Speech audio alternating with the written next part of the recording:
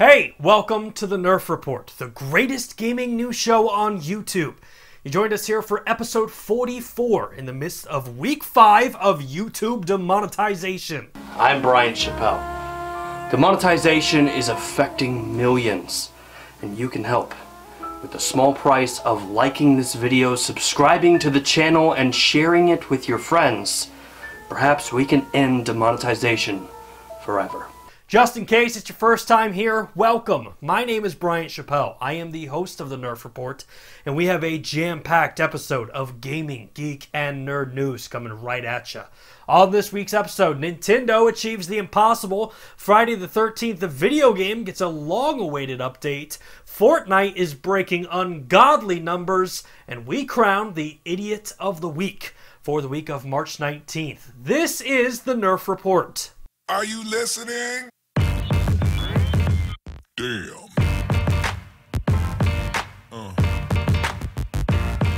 Yeah. Yeah.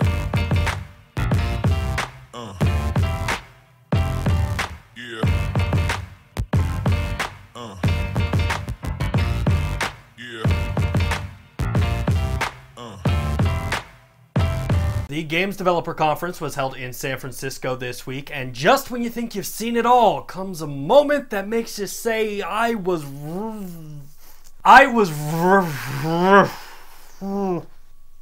Just roll the clip. During the State of Unreal presentation, Abstract Games showed Ark Survival Evolved running on the Switch. Now, in the world of gaming, this is a big deal. One of the biggest critiques about the Nintendo Switch has been its lack of horsepower. Currently, the Nintendo Switch features 32 gigabytes of internal storage, 4 gigabytes of RAM, and an NVIDIA Tegra X1 processor. These specs pale in comparison to Sony's PlayStation 4 and Microsoft's Xbox One. It has been long speculated that due to the Nintendo Switch's hardware, heavy graphic-demanding games or AAA titles might struggle to find a home on the Nintendo Switch. Up until this moment, the heaviest graphic-demanding game was Doom, and it's running on the Switch, just not as well as it runs on the PlayStation 4 or the Xbox One. However, with Ark Survival Evolved officially running on a Nintendo Switch in all of its glory, this changes everything that we know about the Nintendo Switch. Ark Survival Evolved for the Switch will include the complete contents of the game. The massive Ark Island, 100 prehistoric and fantasy-inspired creatures like the T-Rex, Raptors, Gigas, Rock Drakes, and Reapers. I have to say that I'm extremely intrigued by this announcement. I mean, Ark Survival Evolved running on the Switch just fascinates me. And it's not the fact that it's a mobile game now, that you can take it on the go, because yeah, that's exciting, but what's really interesting to me is the fact that I have played this on PC, Xbox One, and PlayStation 4, and out of all 3 platforms, it runs perfectly on PC. But on the PlayStation 4 and Xbox One, there are moments that game struggles, and it doesn't hold up.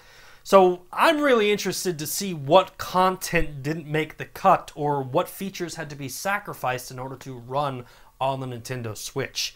Either way, this is a great announcement. Ark Survival Evolved is a fantastic game. I have over 1,000 hours spent into this game of building bases, catching dinosaurs, and you better believe if I had a Switch, I would be buying Ark Survival Evolved immediately. If you're interested in Ark Survival Evolved, it is currently available on the Xbox One, PlayStation 4, and PC, and will be arriving on the Nintendo Switch in fall of 2018. This next segment is only reserved for the elite of the elites.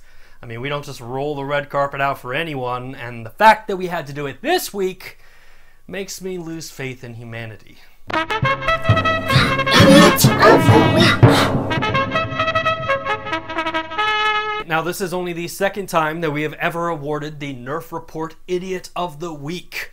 And unfortunately, for anyone hoping to get that award, this week's recipient raised the bar so high that I don't think anyone's ever going to top it. Please, do not try to top this. This week in the UK, hundreds of schools received bomb threats via email due to some drama that was created on a Minecraft server. I told you, the bar is so high. According to The Express, the email in question read, "This is a message to everyone. We have sent in a student with a bomb.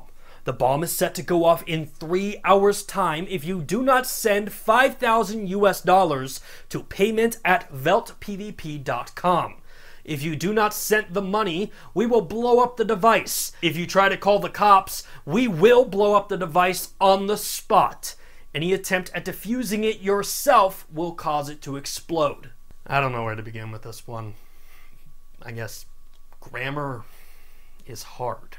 I'm just saying, if you're ever going to write a threat, not that you should ever write a threat, but please use the proper form of send. And also, keep in mind, yourself is one word, not two. Sky News investigated the threat and expanded on the story by saying, the emails were spoofed to look like they were coming from Velt PvP, a Minecraft server site that hosts various player versus player maps and tournaments. Velt PvP commented on the news on Twitter by saying, we have nothing to do with the bomb threats that were sent out to 400 UK schools. We've been harassed by a group of cyber criminals that are trying to harass us in any way possible.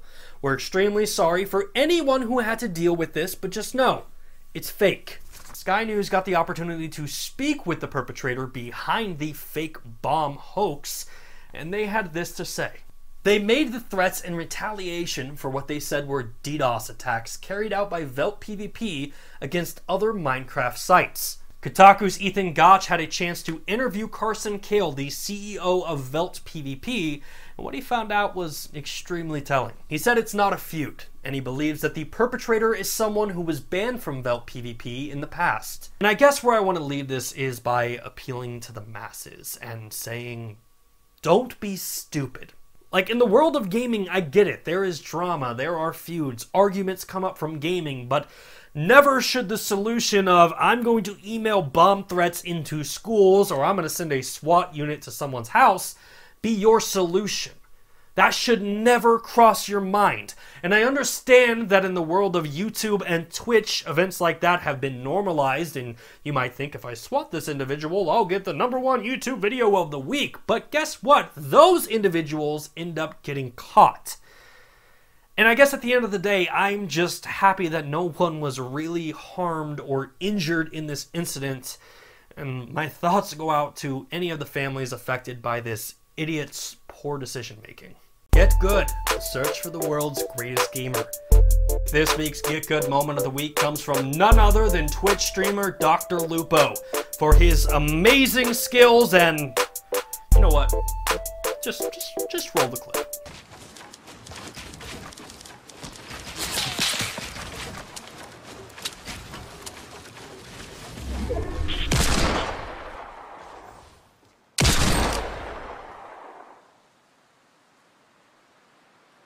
First things first, I will never be able to replicate that. I didn't even see the player that he was shooting at.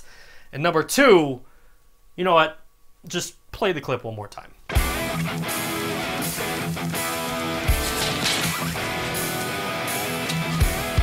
You ain't gonna shit.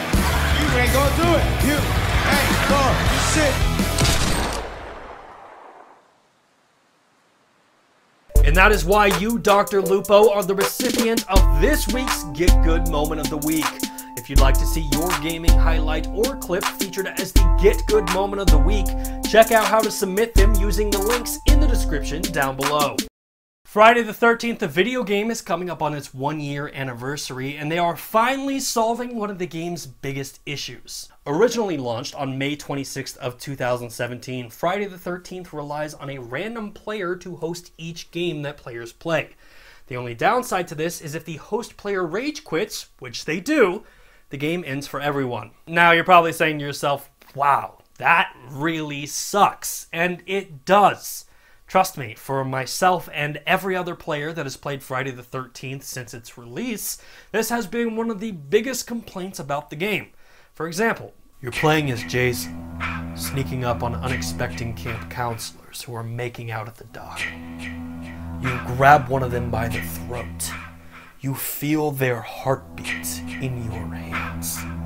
Every breath from their lung is going to be their last. As you grip tighter and tighter, you feel their life leaving their body. And then it happens. So as you can see, this is extremely frustrating.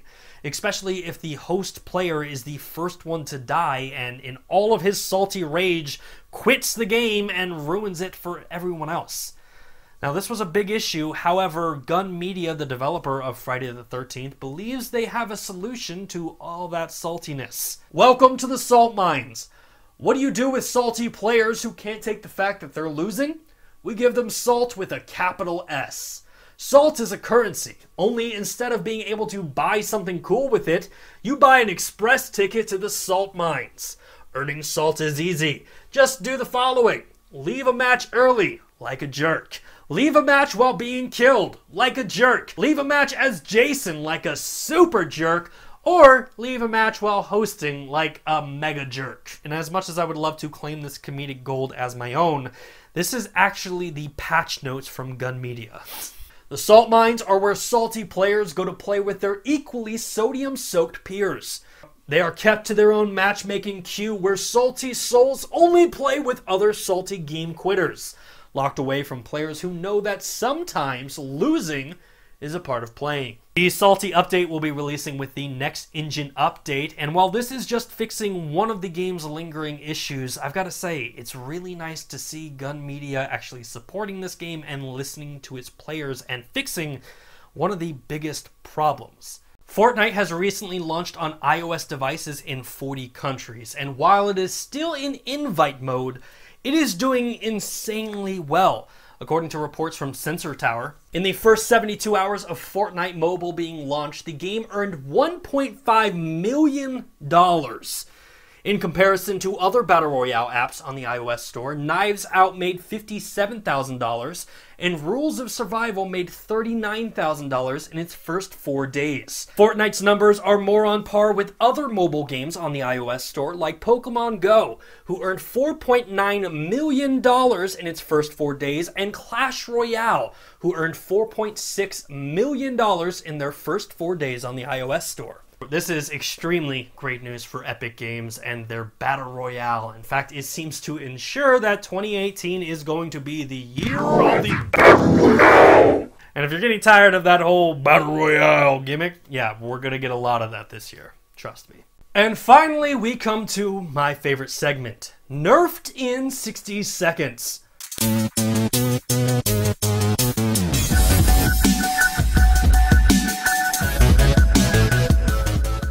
The rules of the game are simple. Every single week we have so much news to talk about and so little time to do it.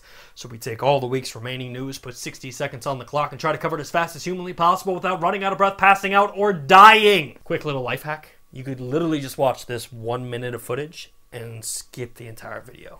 But you're not doing it, which makes you a good person. With that in mind, let's put 60 seconds on the clock and go. Xbox exec Phil Spencer has confirmed his willingness to allow characters like Banjo and Kazooie to appear in the upcoming Super Smash Bros. Game. Don't see it happening, but that would be awesome. Fortnite has added a brand new heavy shotgun. We got our first look at the new Deadpool 2 trailer that confirms the X-Force and Terry Crews looks awesome. THQ Nordic has announced their partnership with Nickelodeon to create brand new retro games, and all I want is Hey Arnold, Rocco, and CatDog. Literally, that's all I want from the video games. Please make it happen. Nintendo has announced a brand new Splatoon 2 and Super Smash Bros. Invitational that'll be happening at E3 this year. Justice League is officially the worst performing DC movie in the history of DC movies. Far Cry 5 story will take you about 25 hours to complete. Vive introduced their brand new wireless headset. The US Navy is using Xbox 360 controllers to control their subs. And Pornhub announced that Fortnite is the highest searched video game term. What the heck is wrong with this world? I believe we made it under the buzzer, but if not, let me know in the comment section down below. That is it for this week's episode of the Nerf Report. If you like what you saw, make sure to hit that like button. If you're new here and haven't done so already, please subscribe to the channel. But more importantly, share it with your friends. As always, my name is Brian Chappelle. You are you, and this has been the Nerf Report. Thanks for watching. The first one is Fortnite. Played it once, built a ton of walls. Look, you know, I'm the best at building walls, especially when Mexico's gonna pay for them. But either way, extremely violent game. Children should not be playing it.